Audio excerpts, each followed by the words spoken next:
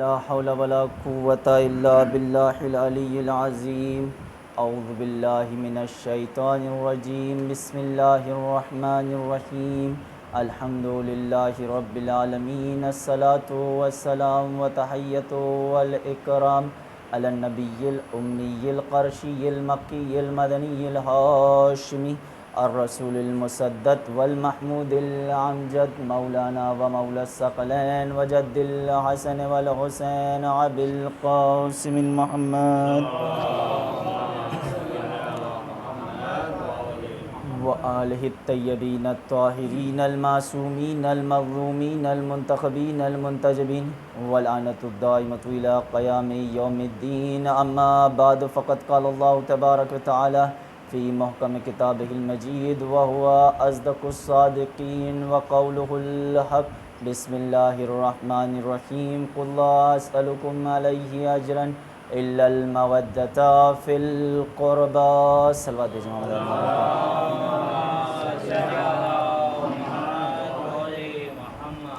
محترم سامعین، عزاداران مظلوم کربلا،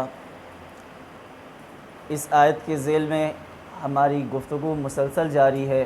خداوند عالم قرآن مجید میں ارشاد فرما رہا ہے کہ میرے حبیب کہہ دیجئے ان سے کہ اگر تم رسالت کا کوئی حق ادا کرنا چاہتے ہو تو میرے قرابت داروں سے محبت و مودت اختیار کرو.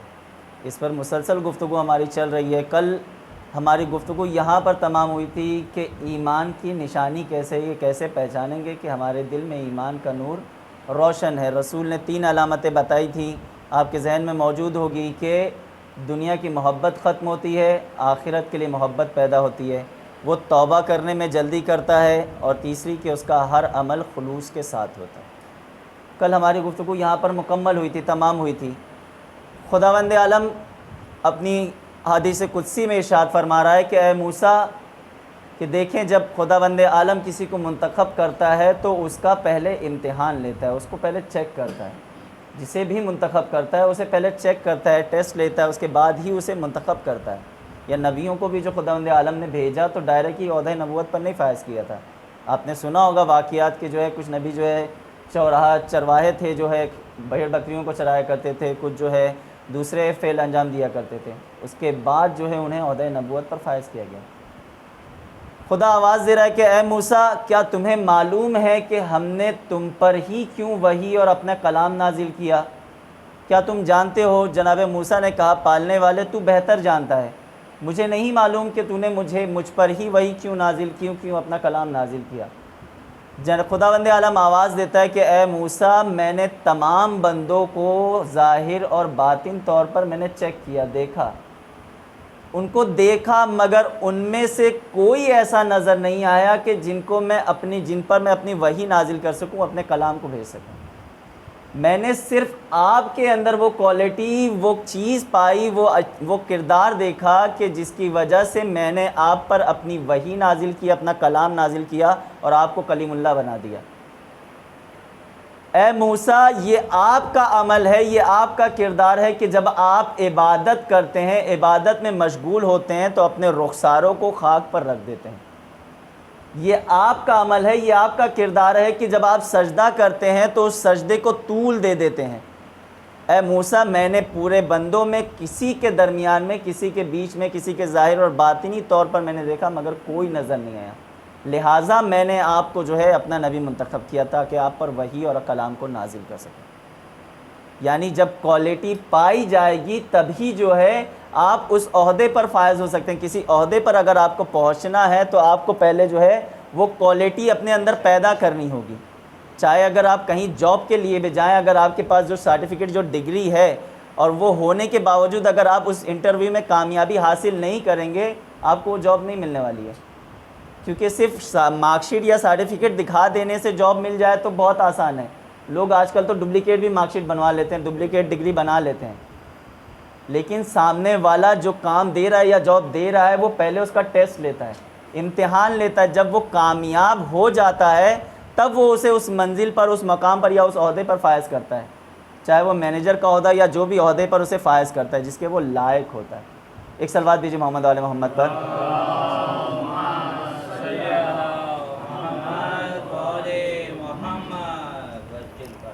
پھر خداوند عالم حدیث قدسی میں ارشاد فرما رہا ہے کہ اے میرے بندو، یہ جو میں نے تم پر 5 وقت کی نماز واجب کی ہے، دیکھو جو تم میں سے اسے پابندی کے ساتھ ادا کرے گا اور اسے وقت کا خیال رکھتے ہوئے اول وقت ادا کرے گا، میرے اور اس کے درمیان ایسا عہد ہوگا، ایسا ایگریمنٹ ہوگا کہ اسے میں سیدھے جو ہے جنت میں بھیج دوں۔ کیا ارشاد فرما رہا ہے کہ جو بھی 5 وقت کی نماز کو پابندی کے ساتھ ادا کرے گا، اول وقت ادا کرے گا، میرے اور یعنی خداوند عالم اور اس بندے کے درمیان یہ ایگریمنٹ ہوگا کہ وہ خداوند عالم اس بندے کو سیدھا بنا کسی حساب کتاب کے جو ہے جنت میں داخل کر دے۔ اور دیکھو اگر تم میں سے کوئی اول وقت نماز کو ادا نہیں کرے گا، پابندی کے ساتھ نماز کو ادا نہیں کرے گا، نمازوں کو قضا کرے گا، تو ان کا اعمال، ان کا حساب میرے اختیار میں ہے، اگر میں چاہوں تو ان پر عذاب نازل کروں یا انہیں معاف کر دوں۔ اب ہم اور آپ کو دیکھنا ہے ہم اور آپ کس مقام کو حاصل کرنا چاہتے ہیں، اس عہد کو، اس ایگریمنٹ کو کہ جس میں ہمیں سیدھا جو ہے جنت میں انٹری مل جائے، یا اس حساب کو کہ جس میں جو ہے ہم منتظر رہیں کہ خدا ہم جو ہے عذاب کی منزل میں جانے والے ہیں، یا جو ہے ہم جو ہے معاف کر دیے جانے والے ہیں۔ اگر ہمیں اس فہرست میں جانا ہے کہ منتظر ہونا ہے کہ جو ہے ہم پہلے دیکھ لیں حساب ہونے کے بعد کہ ہم پر جو ہے عذاب آنے والا ہے یا ہمیں جو ہے خدا کی معافی ملنے والی ہے، اگر اس فہرست میں رہنے والے ہیں تو کوئی مسئلہ نہیں ہے، آپ جو ہے جس طرح سے چاہیں اس طرح سے عبادت انجام دیں۔ لیکن اگر اس فہرست میں جانا چاہتے ہیں کہ جس میں خداوند عالم ایگریمنٹ کر رہا ہے اپنے بندوں سے کہ تم اول وقت نماز کو ادا کرو، پابندی کے ساتھ ادا کرو، میں تمہیں سیدھا جو ہے جنت میں داخل کر دوں گا۔ ایک صلوات دیجیے محمد و آل محمد پر۔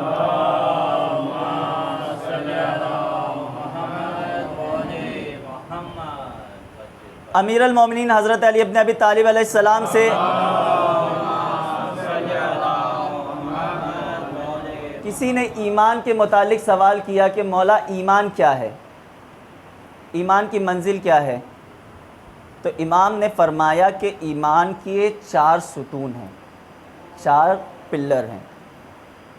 یعنی ستون کے جب اگر ایک عمارت بنانے والا گھر بناتا ہے، بلڈنگ بناتا ہے، تو سب سے پہلے وہ ستونوں کو مضبوط بناتا ہے، اسٹرانگ بناتا ہے، تاکہ جو ہے کتنی بھی آندھی طوفان آ جائے وہ گھر جو ہے گرنے نہ پائے، کیونکہ اگر ستون مضبوط رہے گا تو جو ہے گھر جو ہے اس پر ٹکا رہے گا، اور اس میں جتنے بھی افراد رہیں وہ اس حساب سے اس کو بناتا ہے کہ وہ مضبوط رہے، چاہے کتنا بھی طوفان آندھی آ جائے مگر وہ گرنے نہ پائے، اسے مضبوط بناتا ہے۔ کوئی بھی گھر بنانے والا اپنے ستون کو، پلر کو جو ہے کمزور نہیں بناتا کہ ہلکی سی آندھی آئے اور جو ہے گھر تہس نہس ہو جائے، برباد ہو جائے، بکھر جائے۔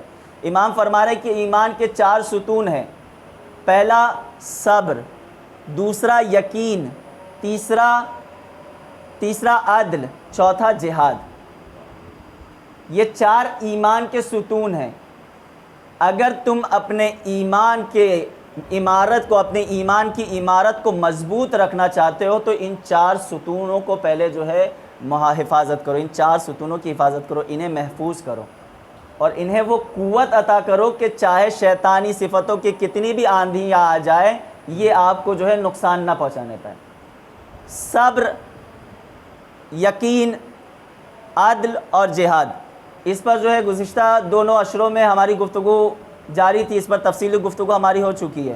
صبر کیا ہے کہ جب تم راہ حق پر نکلو، راہ راست پر نکلو، نیکی کے راستے پر نکلو تو تمہارے پاس بہت سی مشکلیں آئیں گی، تمہیں بہت سی مشکلات کا سامنا کرنا ہوگا، بہت سی تکلیفیں اٹھانی پڑے گی، لوگ تم کو جو ہے طرح طرح کی باتیں کہیں گے، تمہاری باتوں کو کوئی نہیں مانے گا، تمہیں تکلیفیں اٹھانی پڑے گی، تو دیکھو صبر اختیار کرو۔ کیوں؟ کیونکہ اللہ صبر کرنے والوں کے ساتھ ہے، اللہ صبر کرنے والوں کی مدد کرتا ہے۔ اگر تم مشکلات کی راہوں میں جو ہے صبر نہیں اختیار کرو گے اور پریشان ہوگے اور دوسروں کے سامنے اپنی پریشانی کو ظاہر کر دو گے تو گویا تم نے اپنے ستون کو کمزور کر دیا۔ دوسرا یقین، کہ تم پر کتنی بھی مصیبتیں آ جائیں، آفتیں آ جائیں، تمہارے سامنے لاکھوں کا دشمن ہو، مگر تمہارے ایمان میں، تمہارے دل میں یہ یقین ہونا چاہیے کہ جس نے مجھے اس مصیبت میں، پریشانی میں مبتلا کیا ہے وہی مجھے اس پریشانی سے، اس مصیبت سے باہر نکالے گا۔ اگر تمہارا یقین خداوند عالم پر قائم ہے تو تمہارا یہ ستون بھی جو ہے ایک دم پختہ ہوگا اور مضبوط ہوگا۔ کتنی بھی آفتیں آندیاں آ جائیں، شیطانی صفتیں کتنی بھی گمراہوں، شیطان گمراہ کرنے کی کوشش کرے گا، وہ ستون کو ہلا نہیں پائے گا۔ تیسرا ہے عدل، عدل کو قائم رکھو، عدالت کے ساتھ جو ہے لوگوں کے درمیان میں جو ہے عدالت کو قائم رکھو۔ ہم اور آپ واقعہ سنتے رہتے ہیں، مولا کائنات کے مشہور واقعے ہیں کہ دیکھو جو تم سے کمتر ہے اس کے ساتھ اسے وہ عطا کرو کہ جو تم چاہتے ہو اپنے لیے، اس سے اپنے سے بہتر جو ہے اپنے سامنے والے کو عطا کرو۔ کہ جو ضرورت مند ہے، اگر تم اس کسی کو کچھ عطا کر رہے ہو، دے رہے ہو، تو اس سے وہ عطا کرو جو تم اپنے لیے چاہتے ہو، اپنے سے بہتر اسے عطا کرو۔ ہم اور آپ مشہور واقعہ سنتے رہتے ہیں کہ جب اپنے غلام قمبر کے ساتھ درزی کے پاس آئے، 2 کپڑا تھا، 2 ٹکڑے تھے، ایک جو ہے بہت بہترین کپڑا تھا اور ایک سادہ سا کپڑا تھا۔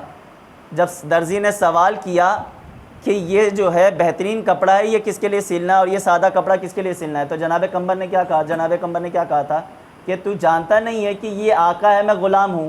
غلام ہمیشہ جو ہے سادہ لباس پہنتے ہیں اور آقا ہمیشہ جو ہے بہترین لباس پہنتے ہیں۔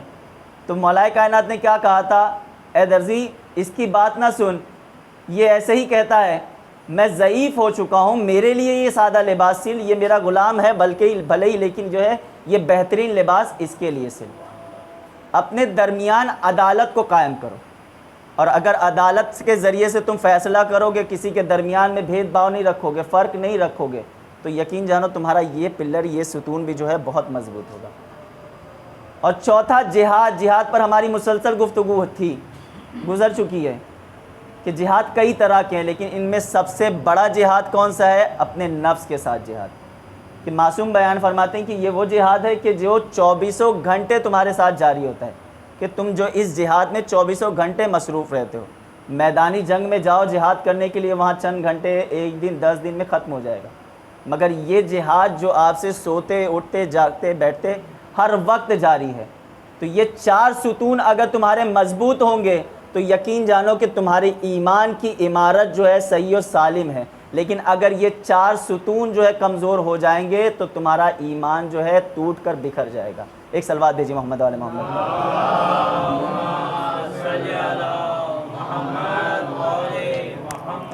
پھر امام ارشاد فرماتے ہیں کہ صبر کے بھی 4 راستے ہیں، 4 منزلیں۔ کہا کون سی؟ فرمایا کہ ایک شوق، دوسرا ہے خوف، تیسرا ہے، ایک صلوات دیجیے محمد والے محمد پر۔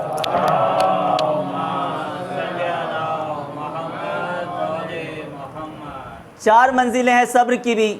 پہلا ہے خوف، دوسرا ہے زہد، تیسرا ہے انتظار موت، اور چوتھا ہے اپنے آپ کو جو ہے اس طرح سے قائم رکھنا، یعنی اپنے آپ کو ایمان کی منزل میں قائم رکھنا، منحرف نہ ہونے دینا۔ یہ 4 منزلیں بتائیں۔ پھر امام فرماتے ہیں خوف یعنی کہ جو ہے اپنے دل میں خدا کا خوف رکھنا۔ پھر امام آگے فرماتے ہیں کہ جس نے بھی جنت کو اپنے لیے اشتیاق کیا، جو بھی جنت کا مشتاق ہوگا، جنت کا خواہش مند ہوگا، اس نے اپنے خواہشات نفس کو جو ہے قابو کر لیا۔ یعنی جس کے دل میں جنت کی خواہش پیدا ہو جائے گی، وہ اپنے آپ کو جو ہے خواہشات نفس سے کنٹرول کر لے گا، اپنے آپ کو قابو کر لے گا۔ پھر فرمایا کہ جس کے دل میں جہنم کا خوف پیدا ہو جائے، جہنم کا خوف آ جائے اور خداوند عالم کا خوف آ جائے، اس نے اپنے آپ کو تمام محرمات سے اجتناب کر لیا، اس نے تمام محرمات سے اجتناب کر لیا، یعنی اپنے آپ کو محفوظ کر لیا، تمام گناہوں سے محفوظ کر لیا۔ کس طرح سے؟ کہ جب اس کے دل میں خوف خدا اور خوف جہنم کا خوف پیدا ہو جائے گا۔ ایک صلوات دیجیے محمد آل محمد پر۔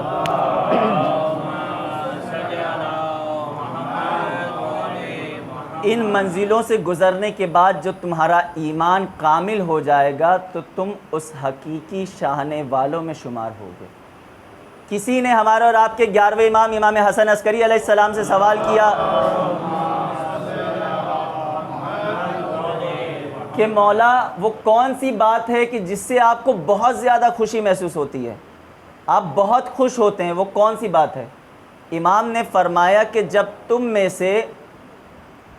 میں سے کوئی شخص دین کے قوانین کو مکمل طریقے سے انجام دیتا ہے، دین میں پرہیزگاری کو قائم رکھتا ہے، عدالت کو قائم رکھتا ہے، امانت دار ہوتا ہے، امانتوں کو ادا کرتا ہے، دوسروں کی امانتوں کو غصب نہیں کرتا، اور دوسروں سے جب دوسروں سے ملاقات کرتا ہے تو حسن اخلاق کے ساتھ ملتا ہے، اخلاق کے ساتھ دوسروں سے ملاقات کرتا ہے، اور جب دوسرا کوئی اسے دیکھ کر کہتا ہے کہ یہ شیعہ ہے اور یہی شیعہ کا عمل ہے، یہی شیعہ کا عمل ہے، یہی کردار ہے، اس وقت یاد رکھو، امام فرما رہے ہیں، 11ویں امام فرما رہے ہیں کہ یاد رکھو اس وقت مجھے سب سے زیادہ خوشی محسوس ہوتی ہے۔ سوال کیا پوچھا تھا؟ مولا آپ کو سب سے زیادہ خوشی کب ہوتی ہے؟ امام کیا فرما رہے ہیں کہ اس وقت ہوتی ہے کہ جب تمہارے کردار کو کوئی دیکھ کر کہے کہ یہ شیعہ ہے، یہ ہمارا شیعہ ہے، یہ امام کا شیعہ ہے، اور وہ دیکھ کر جب لوگ سامنے والا یہ کہے تو یقین جانو کہ اس وقت ہمیں سب سے زیادہ خوشی محسوس ہوتی ہے۔ یعنی جب ہمارا کردار اس قابل ہوگا کہ جو امام نے جو صفات بیان کی ہے تو خود لوگ بڑھ کر کہیں گے، تو اس صفات کو دیکھ کر وقت کا امام خوش ہوتا ہے۔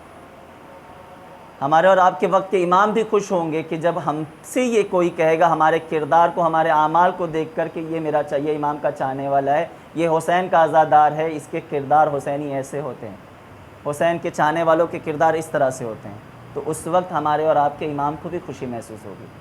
مگر کیا ہم یہ عمل انجام دیتے ہیں؟ کیا ہم امام کی خوشیوں کی وجہ بنتے ہیں؟ بلکہ ہمیں کچھ اور نظر آتا ہے کہ جب شب جمعہ ہمارے امام کی، آج شب جمعہ ہے، امام کی خدمت میں جب ہمارے نامہ اعمال پیش کیے جاتے ہیں تو امام دیکھ کر خون کے آنسو گریا کرتا ہے اور فرماتا ہے کہ دوسروں نے تو ہمیں اذیتیں پہنچائی ہیں، تکلیفیں پہنچائی ہیں، مگر تم تو ہمارے اپنے ہو، تو تمہارے اعمال ایسے کیوں ہیں کہ جس کی وجہ سے ہمیں اذیتیں پہنچ گئی ہیں۔ امام فرماتے ہیں کہ ہمیں جسمی اذیتیں، جسمی زخم برداشت ہیں، مگر یہ برداشت نہیں ہے۔ امام ان اعمال کو دیکھ کر خون کے آنسو گریا کرتا ہے۔ ایک صلوات بھیجیے محمد وعلی محمد پر۔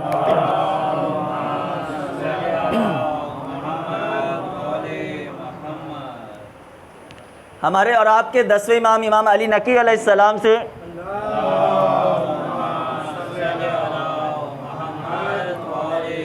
کا ایک چاہنے والا تھا جو امام سے بہت دور رہتا تھا، وہ کہیں بہت دور کسی شہر میں رہتا تھا۔ اس نے امام کو خط لکھا کہ ہم اور آپ جو ہے اپنے وقت کے امام کو کتنا یاد کرتے ہیں اور امام ہم سے کتنا قریب ہے۔ دیکھیں کہ 10ویں امام کو اس نے خط لکھا کہ مولا میں آپ سے بہت دور ہوں، میں آپ سے بہت دور رہتا ہوں، مجھے کبھی خواہش ہوتی ہے یا کسی چیز کے یا کسی مسئلے کی ضرورت ہوتی ہے تو میں جو ہے پوچھنے کے لیے تلاش کرتا ہوں، مگر میں پوچھ نہیں پاتا ہوں کیونکہ میں آپ سے بہت دور ہوں۔ اے مولا کبھی کبھی مجھے خواہش ہوتی ہے کہ میں آپ کی زیارت کروں، مگر میرے حالات، میرے کچھ مشکلات کی وجہ سے میں آپ کی زیارت کے لیے نہیں پہنچ پاتا ہوں۔ اے مولا ایسے وقت میں کیا کروں؟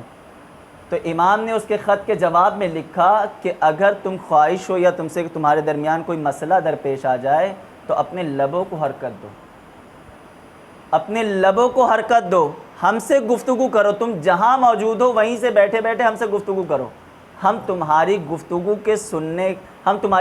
کو سنتے ہیں اور تمہاری گفتگو کو سننے کے بعد ہم تم تک جواب بھی پہنچاتے ہیں۔ تم یہ خیال مت کرو کہ جب تک میں تم امام کو خط نہیں لکھوں گا امام تک تمہاری بات نہیں پہنچنے والی ہے۔ امام فرما رہے ہیں کہ تم جب بھی تمہیں یہ وقت پڑے تو تم اپنے لبوں کو حرکت دو اور پکارو مجھے، ہم تمہاری باتوں کو سن سکتے ہیں اور تمہاری باتوں کا جواب بھی دیتے ہیں۔ ہم اور آپ صرف 15 شعبان کا انتظار نہیں کریں کہ 15 شعبان آئے تو امام کو عریضہ لکھیں کہ مولا جو ہے جلد ظہور کرے، اور وہ بھی جب عریضہ لکھنا شروع کرتے ہیں تو کیفیت کیا ہوتی ہے کہ مولا ہمیں فلاں چیز کی ضرورت ہے، مولا ہم سے یہ پریشانی ہے، ہماری یہ وہ ہے، ساری چیزیں۔ کیا ہم امام سے ان کے احوال پوچھتے ہیں؟ یہ تصور ذہن میں رکھنا کہ جو ہے مولا تک ہماری بات کس طرح سے پہنچے گی۔ امام ہمارے الفاظ کو سنتے ہیں، وہ دیکھتے ہیں، وہ ہمارے قریب ہے۔ امام فرماتے ہیں کہ میں تم سے دور نہیں ہوں، تمہیں خط لکھنے کی بھی ضرورت نہیں ہے، تم مجھے پکارو، مجھے یاد کرو، تم مجھ سے گفتگو کرو، میں تمہارے جوابات دوں گا۔ اسی لیے کہا گیا ہے نا کہ اگر تم زیارت کے لیے نہ جا سکو تو جو ہے اپنے گھر کی چھت پر جاؤ اور جو ہے کربلا کا رخ کرو، امام کی زیارت کرو، تمہیں اس کا بھی اجر ملے گا، اس کا بھی ثواب ملے گا۔ کیوں کہا گیا ہے؟ تاکہ ہم پکاریں، یاد کریں تو صحیح۔ ہم پکارتے ہی نہیں، ہم یاد ہی نہیں کرتے ہیں۔ جب ہمیں ضرورت لاحق ہوتی ہے تبھی ہم کیوں یاد کرتے ہیں؟ ہمارا وقت کا امام تو ہمارے ساتھ ہر وقت موجود ہے، وہ ہماری حفاظت کرتا ہے، مگر ہم اپنے وقت کے امام کو نہیں یاد کرتے ہیں۔ کیوں؟ کیونکہ ہمارے ذہن میں جو ہے، ہمارے دلوں میں وہ اہمیت نہیں ہے۔ ہم محبت بہت کرتے ہیں، اظہار کرتے ہیں، میں یہ جملہ اکثر کہتا ہوں کہ محبت بہت کرتے ہیں مگر ان کے بتائے ہوئے راستوں پر چلنے کو تیار نہیں ہیں۔ ایک صلوات دیجیے محمد وآل محمد پر۔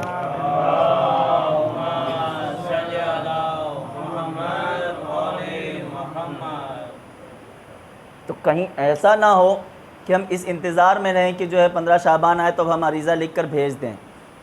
آپ کو ضرورت ہے، آپ پکاریں، وہ آپ کی مدد ضرور کریں گے۔ رسول خدا صلی اللہ علیہ وسلم ارشاد فرماتے ہیں،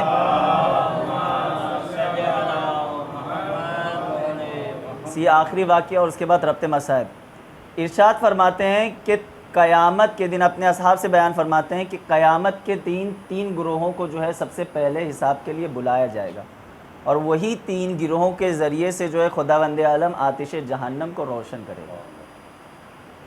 اصحاب نے سوال کیا، یا رسول اللہ وہ گروہ کون سے ہوں گے؟ رسول خدا نے فرمایا کہ وہ 3 گروہ، ان میں سے سب سے پہلا گروہ جو ہے حافظ قرآن کا ہوگا، دوسرا گروہ مجاہدین کا ہوگا، تیسرا گروہ دولت مند افراد کا ہوگا۔ رسول ارشاد فرما رہے کہ 3 گروہوں کو بلایا جائے گا، اور انہی 3 گروہوں کے ذریعے سے خداوند عالم آتش جہنم کو روشن کرے گا۔ حافظ قرآن، مجاہدین، اور تیسرے دولت مند افراد۔ ساتھ نے سوال کیا، یا رسول اللہ یہ تینوں گروہ تو وہ گروہ ہیں کہ جن کو خداوند عالم نے یہ توفیق بخشی ہے، یعنی ایک حافظ قرآن ہونا معمولی بات نہیں ہے، قرآن کو حفظ کرنے والا معمولی نہیں ہے، خدا کی طرف سے نعمت ہے۔ مجاہدین جو خدا کی راہ میں جہاد کرنے والے ہیں، تیسرا دولت مند افراد، خداوند عالم نے انہیں یہ رزق عطا کیا ہے۔ تو معبود یا رسول اللہ یہ کیسے کہ ان کے ہی ذریعے سے خداوند عالم آواز دے، ان کے جو آتش جہنم کو روشن کرے گا۔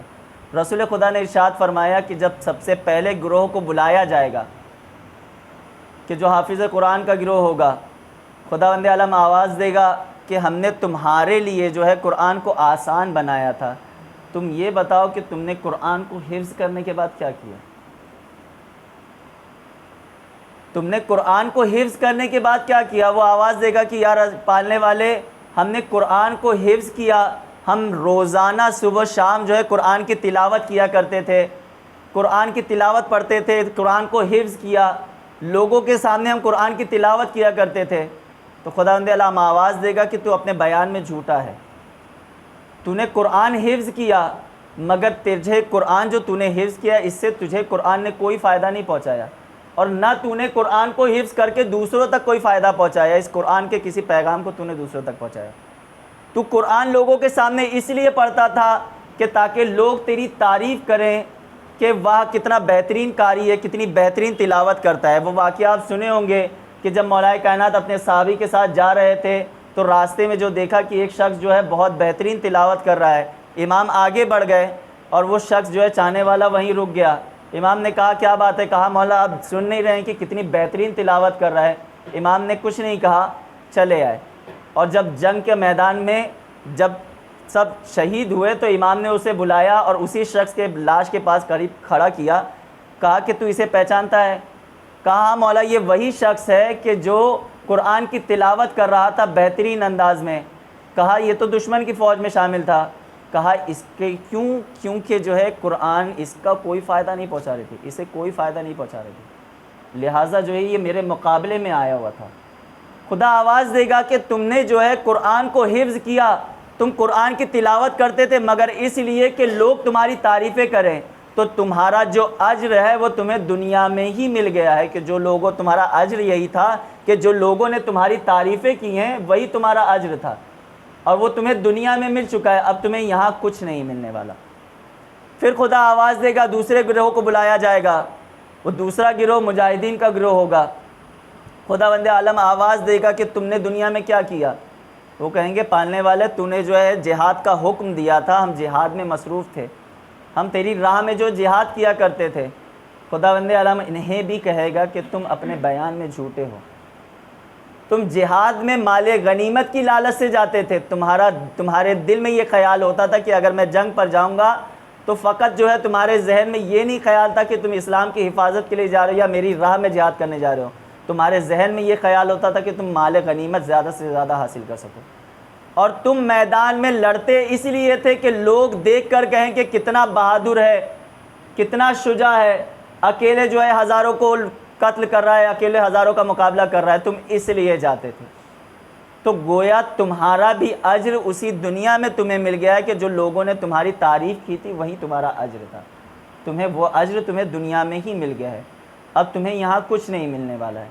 پھر تیسرا گروہ بلایا جائے گا، وہ دولت مند افراد کا۔ خداوند عالم آواز دے گا کہ ہم نے تمہیں دولت عطا کی، رزق عطا کیا، ہم نے تمہیں کسی کا محتاج نہیں بنایا تھا، بتاؤ تم نے دنیا میں کیا کیا؟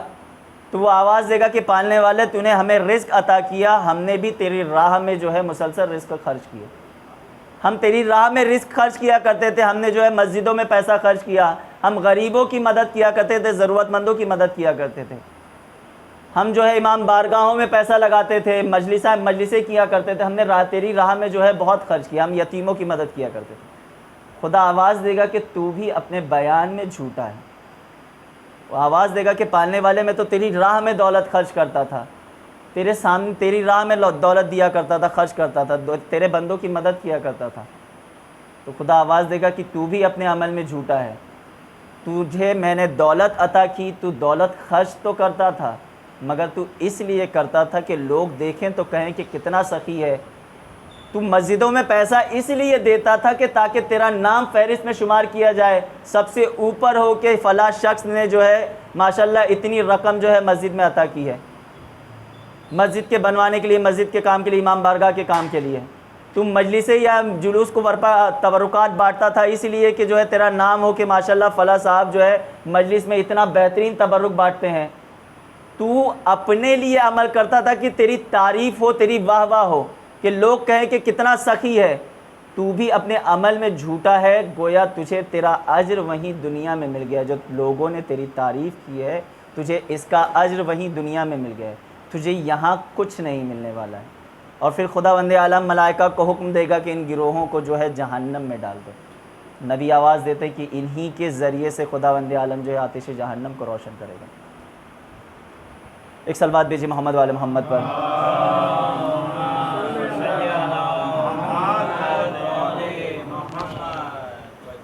آیت اللہ بہجت جوانوں سے مخاطب ہو کر بیان کرتے ہیں کہ میں تاکید کرتا ہوں کہ تم حسینی بنو، انجمن باز نہ بنو۔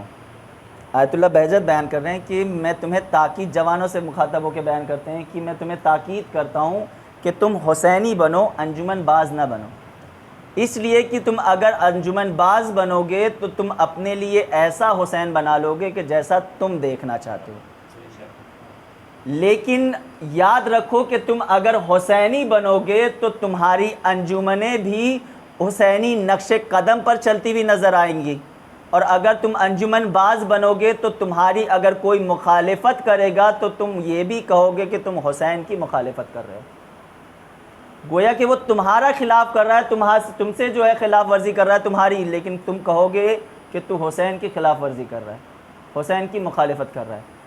آیت اللہ بہجت فرماتے ہیں کہ کسی انجمن کا سدسیہ بننا بہت آسان ہے، لیکن ایک حسین کا سچا عزادار حسینی بننا بہت مشکل ہے۔ یہ نہ سمجھو کہ بہت آسان ہے حسین کا عزادار بننا، چند مجلسوں میں شرکت کر لو، چند آنسوئے بہا لو، چند جلوسوں میں شرکت کر لو، شب داریاں کر لو اور حسین کے عزادار بن جاؤ گے، یہ خیال نہ کرنا، بلکہ حسین کا عزادار ہونا بہت مشکل ہے۔ چند انجمن میں شرکت کر سکتے ہو۔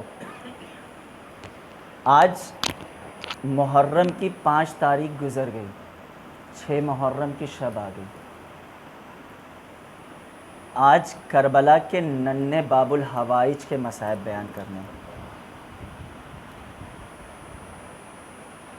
کہ یہ وہ باب الحوائج ہے کہ علماء بیان کرتے ہیں کہ اگر ہمیں کسی مشکلات کا سامنا ہوتا تھا تو ہم کربلا کے ننھے باب الحوائج کا وسیلہ دے کر خدا کی بارگاہ میں دعا کیا کرتے ہیں، اور خداوند عالم ہماری مشکلات کو حل کرتا تھا کہ آخر کربلا میں علی اصغر نے ایسا کون سا کارنامہ کیا کہ خداوند عالم نے علی اصغر کو باب الحوائج بنا دیا۔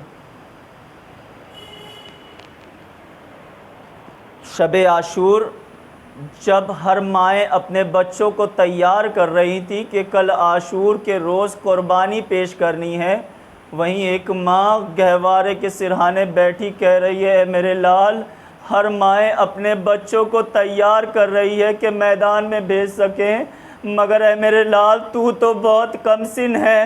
اے میرے لال، میری ایک وصیت ہے کہ کل جب تو اپنے بابا کی آغوش میں میدان میں جانا تو دیکھنا، خیال رہے کہ تمہارے امام کو تمہاری وجہ سے تکلیف نہ پہنچنے پائے۔ اے میرے لال، میں خاندان اہل بیت میں سے نہیں ہوں، میں بیاہ کر لائی ہوئی ہوں۔ اے میرے لال علی اصغر، میرے دودھ کی لاج رکھ لینا۔ اجرکم اللہ، خدا آپ کو کوئی غم نہ دے سوائے غم مظلوم کربلا کے۔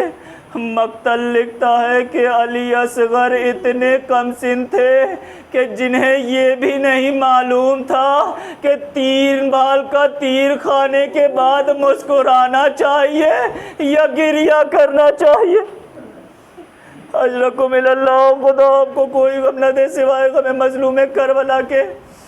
ایک ہندو رائٹر کہتا ہے کہ جب میں کربلا کی تاریخ پڑھ رہا تھا تو مجھے سمجھ میں نہیں آ رہا تھا کہ کون حق پر ہے کون باطل پر ہے، مگر جیسے میں نے کربلا کی کہانی کربلا کو آگے پڑھنا شروع کیا اور اس شہداء کی فہرست میں جب میں نے 6 مہینے کے بچے کی شہادت کو دیکھا، اس وقت میں سمجھ گیا کہ کون حق پر تھا کون باطل پر۔ وہ رائٹر کہتا ہے کہ میں نہیں سمجھتا کہ یزید کے فوج میں کوئی صاحب اولاد موجود تھا کہ جس نے حسین کے 6 مہینے کے بچے کو 3 بھال کا تیر مار کر شہید کیا۔ اجرکم اللہ، خدا آپ کو کوئی غم نہ دے سوائے غم مظلوم کربلا کے۔ مقتل لکھتا ہے کہ جب صبح عاشور نمودار ہوئی، حسین نے دائیں جانب دیکھا بائیں جانب دیکھا، جب کوئی نظر نہ آیا آواز استغاثہ بلند کی، حل من ناصر ینصرنا، ہے کوئی جو میری مدد کو آئے، ہے کوئی جو سیدانیوں کی پردے کے حفاظت کرنے والا۔ اتنا سننا تھا، علی اصغر نے اپنے آپ کو جھولے سے گرا لیا، خیمے میں کوہرام مچ گیا، خیمے میں کوہرام برپا ہوا۔ حسین در خیمہ پر آئے، کہا ہے بیبیوں کیا بات ہے، ابھی حسین زندہ ہے، ابھی حسین موجود ہے۔ ایک مرتبہ جناب زینب نے کہا ہے اے بھیا آپ کی آواز میں اتنا درد تھا کہ علی اصغر نے اپنے آپ کو جھولے سے گرا لیا۔ امام حسین نے کہا ہے بہن زینب، علی اصغر کو میرے پاس لیا۔ علی اصغر کو آغوش میں لیا، کہا کہ میرا بچہ شاید پیاسا ہے، میں اسے پانی پلائے لاتا ہوں۔ الغرض حسین نے ابا کے دامن سے علی اصغر کو ڈھانک لیا۔ میرا خیال ہے کہ حسین نے علی اصغر کو اس لیے ڈھانکا کہ حسین جانتے تھے میرا لال بہت پیاسا ہے اور دھوپ بہت تیز ہے، میرے لال کو دھوپ نہ لگنے پائے۔ اللہ جانے حسین علی اصغر کو کس خیال سے کربلا کے میدان میں لائے۔ فوج اشکیا میں شور ہوا کہ حسین قرآن لا رہے ہیں، حسین قرآن لا رہے ہیں۔ اور جیسے ہی قریب آئے، ابا کے دامن کو ہٹایا، کیا دیکھا ایک ننھا سا بچہ حسین کی آغوش میں۔ امام حسین نے کہا کہ تمہاری نظر میں خطاوار ہوں، اس بچے نے کوئی خطا نہیں کی، اس کی ماں کا دودھ خشک ہو چکا ہے، میرا بچہ بہت پیاسا ہے، تم اپنے جانوروں کو بھی سیر کر رہے ہو مگر میرا بچہ بہت پیاسا ہے۔ اب جب کوئی جواب نہ آیا، مقتل لکھتا ہے کہ حسین نے کہا تم سمجھتے ہو کہ میں حسین اس بچے کے بہانے پانی پی لوں گا؟ لو میں اپنے بچے کو کربلا کی زمین پر لٹائے دیتا ہوں۔ مورخ لکھتے ہیں کہ کربلا کی زمین اتنی گرم تھی کہ اگر اناج کا دانہ گر جاتا تو جل کر راکھ ہو جاتا۔ اللہ اللہ، ننھا علی اصغر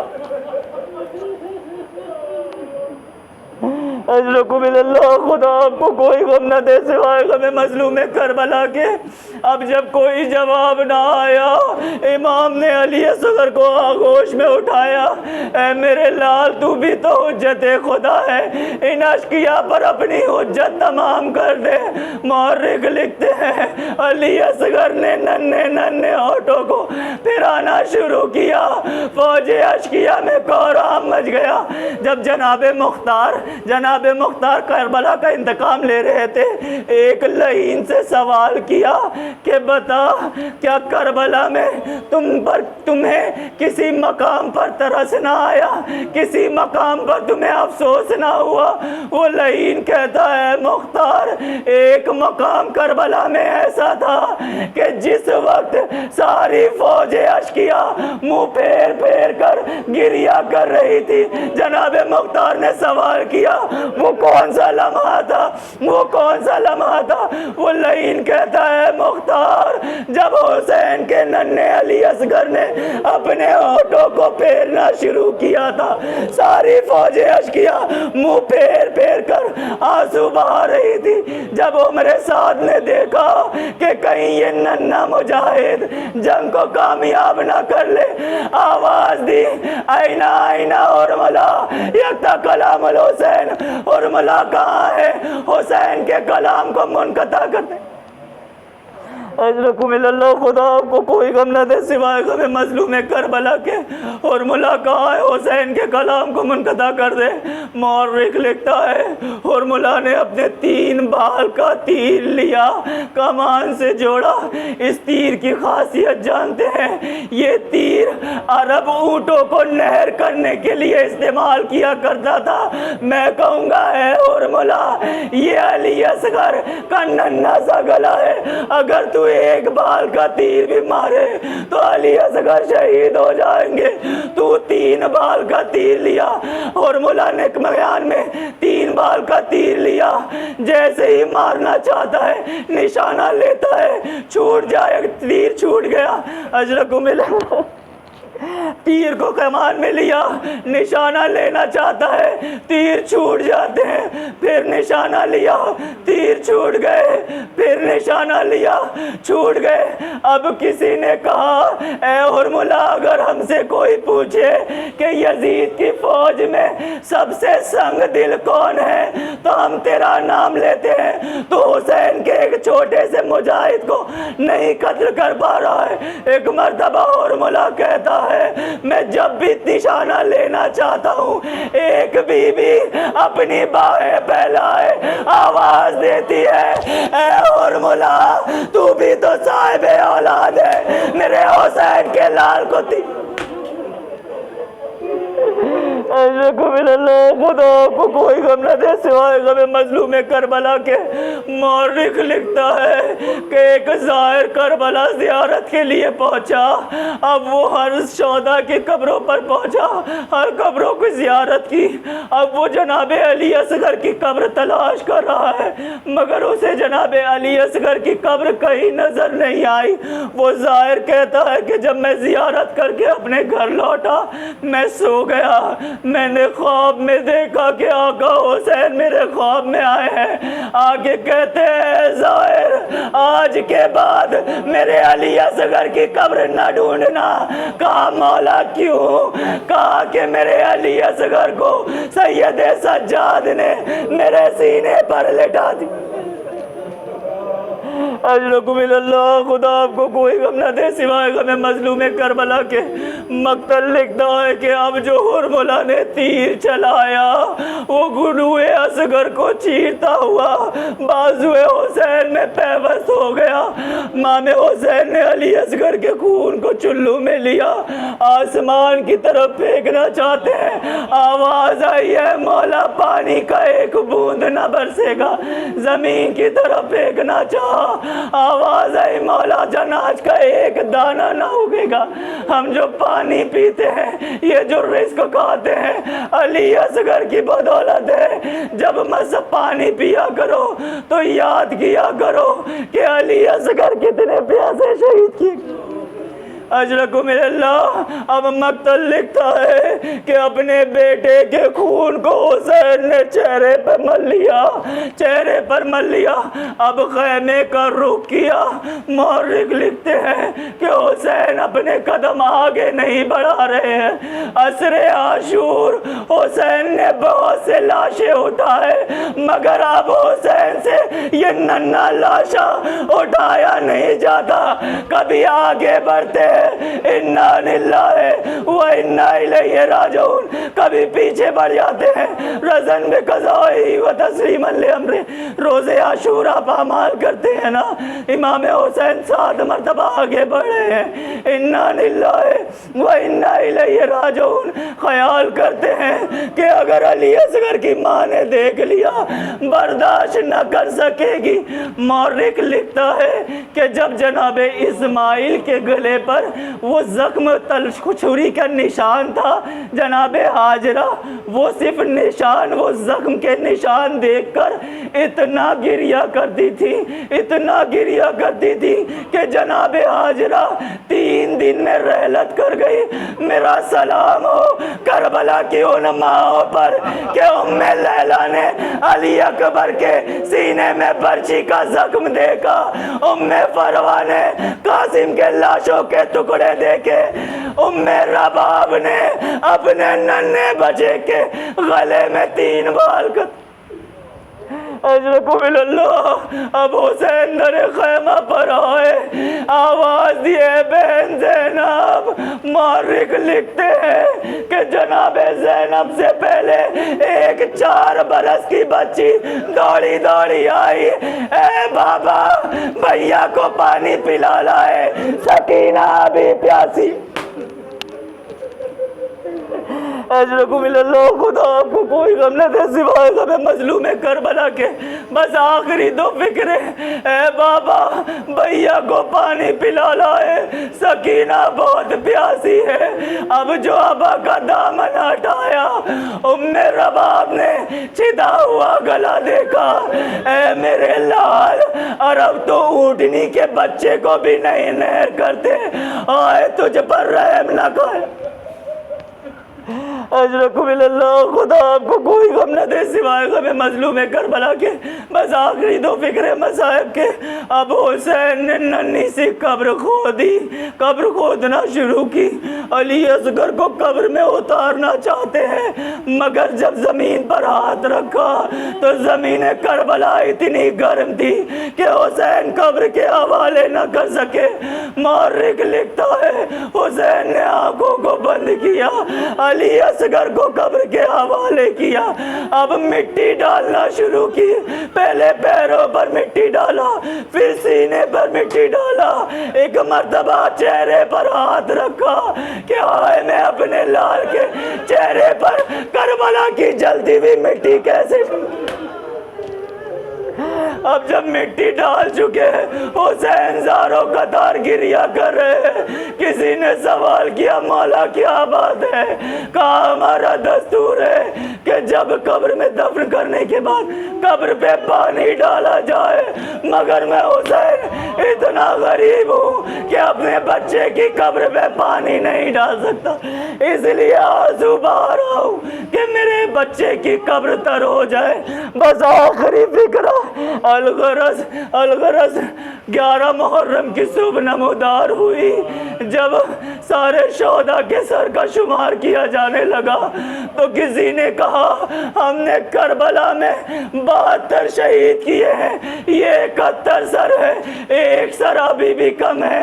حکم ہوا، کسی نے فوج اشکیہ میں کہا میں نے دیکھا تھا کہ حسین نے اپنے بچے کو خیمے کے پیچھے کہیں دفن کیا ہے۔